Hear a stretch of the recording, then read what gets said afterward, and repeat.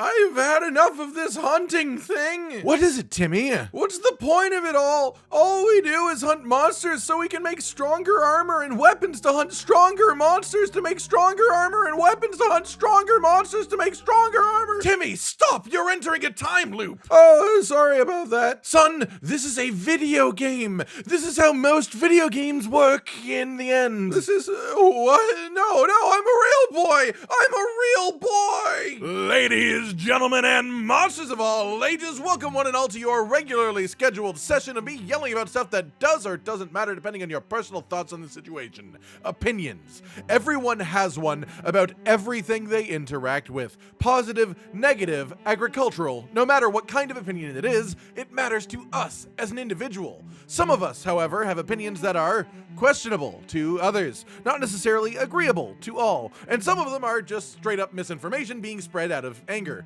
Today I'm here to pick up all of that information and anger and roll it up into a big old ball before rolling it down a hill right back at those who first said it, except your comeuppance, swine! That said, firstly a quick disclaimer that I don't hate or even dislike any of the people who said these things. I just heavily disagree with whatever it is that they happen to say in the moment. No hard feelings, I mean it. As well, if you get the same enjoyment that I do from angrily mumbling to myself over these takes, then have a follow over at the Bad Monster Hunter Takes Twitter account at MHTakes, who has been collecting a large number of people's bad takes on the series. Alright, Commander, if you'd like to get us started. Ahem. Making this a Switch title essentially kills the series again. Switch players don't go in for this kind of graphics, and the performance will be horrendous if other open world games on the Switch are anything to go by. Additionally, it'll probably be significantly watered down from World, and early reports already are suggesting this too. Sucks. World had the most sales in the series for a good reason, and most of those reasons are gone with Rise. Wow, alright, okay, well nice to meet you too. Where do we start with this one? The beginning, I suppose. What does Switch players don't go in for this kind of graphics even mean? What? Graphics designed for the Switch? Switch players don't like Switch graphics? Like, I don't even know how to argue against this because I just don't understand what you're implying with it. Are you saying that the game looks bad compared to other Nintendo Switch games? Because that is flat out incorrect. It is a gorgeous game, full stop. Then you say performance will be horrendous if other open world games on the Switch are anything to go by. This is such a catch-all attempt at hate here. First off, comparing the open worldness of Rise, hell, even if you thought it was going to be quite as open and big as World, as Monster Hunter World is, this is nowhere close to the complexity and size of map necessary for a full-on open world RPG that's just one giant map. The map size of these games is simply incomparable, and in Monster Hunter, you only have access to one portion of the map loaded at a time, also known as one map. Not to mention, in Rise, the maps are even smaller than they were in World. The size of the environment is not something that worries me even slightly. Like, have you played the same Monster Hunter games that I have? Because it seems like you have some pretty grand estimations about the map size here. When you say it will probably be watered down from World, again, this means nothing to me. Be more specific. Based on prior comments that you've had, I have to assume that this is about the graphics, in which case, yeah, of course, the Switch is less technologically powerful than the PlayStation 4 and the Xbox One and the PC, but the way that they have changed the graphics to be more vibrant, the way that the style has evolved, and the serious focus in making the monsters and characters look ridiculously good regardless of anything else around them. It works! If you are talking about the gameplay or the systems, no. Changed? Yes. Watered down? No, that's just the wrong word. You're right though, World did have the most sales in the series, so you got that one right. However, most of the reasons are not gone with Rise. The main reason people love Monster Hunter isn't the graphics by any means, and based on your comics leading up to this, I have to assume this is what you're implying. You're saying that World was the most popular Monster Hunter game ever because of the graphics, and that because Rise has, in your opinion, worse graphics, most of the reasons to play the game are gone. I've never understood people who play games like this, like, yeah, sure, graphics are great, dude. They can make a great game legendary, but they're the cherry on top. They are the last little pièce de résistance you had to really tie the whole thing together in a bow. Changing the quality of the graphics isn't gutting the systems of the game and making it play like a hot brick. It's changing the color of the bow wrapped around the present in your hands. Nothing less, nothing more. Commander? Character creation models were super fugly.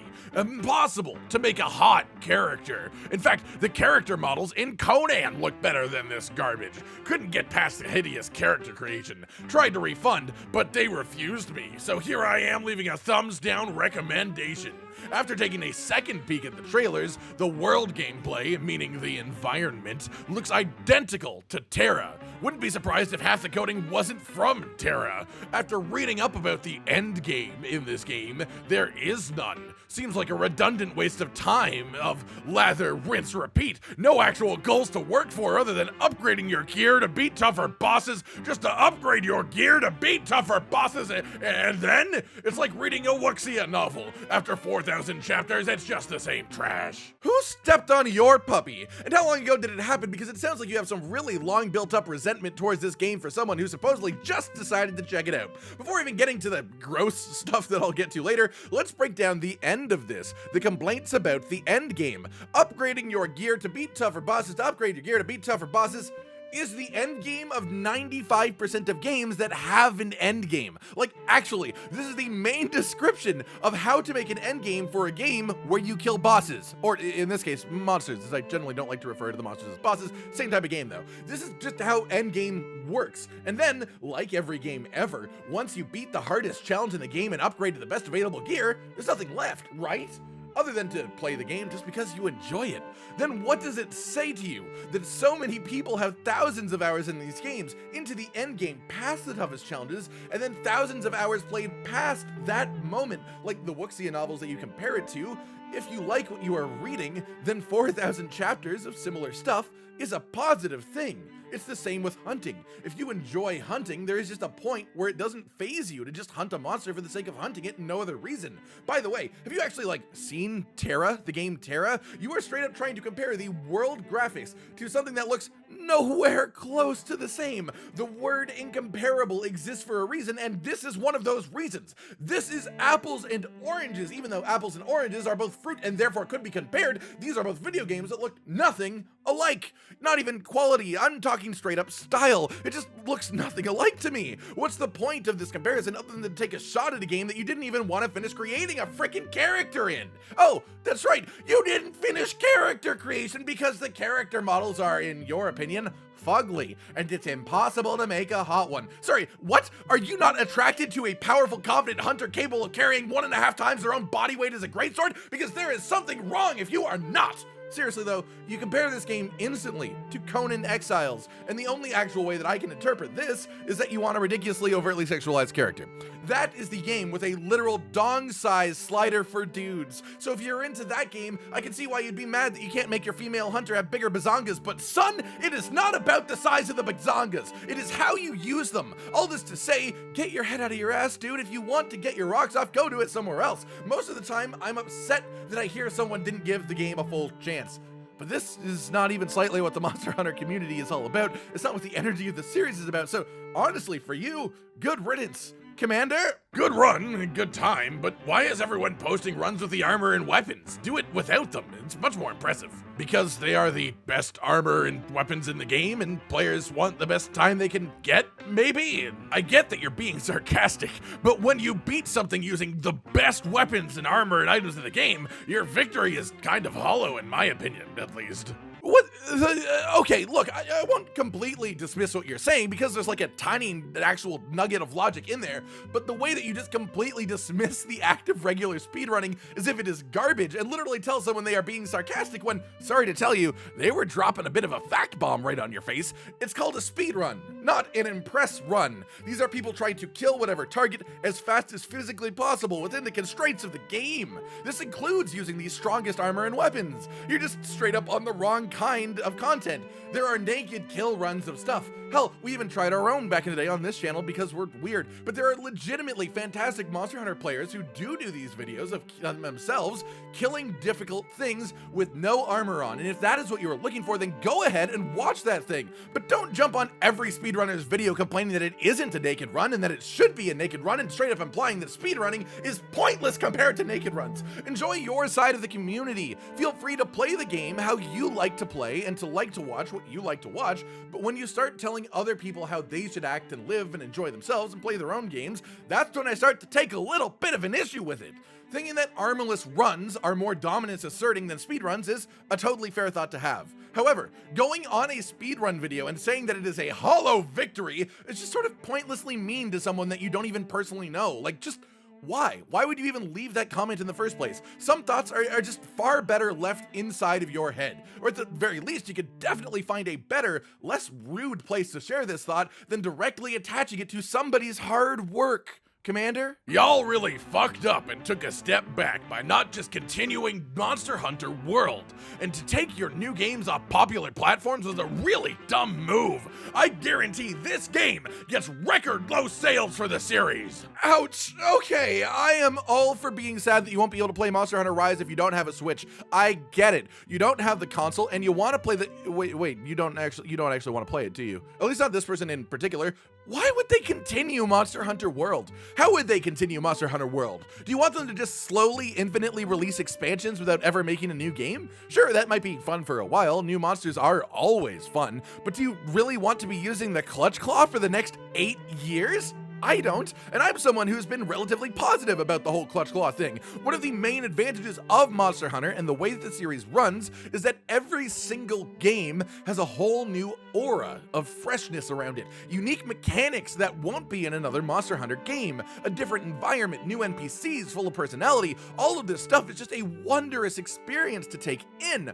Why would we ever give that up to just infinitely release monsters into Iceborne? That's just a straight up subpar experience to what we actually get. To take the game off popular platforms is a really dumb move, and you guaranteed this game gets record low sales for the series. Okay, where do I start? Rise was being developed before anyone had any clue how popular Monster Hunter World was going to be, by the way.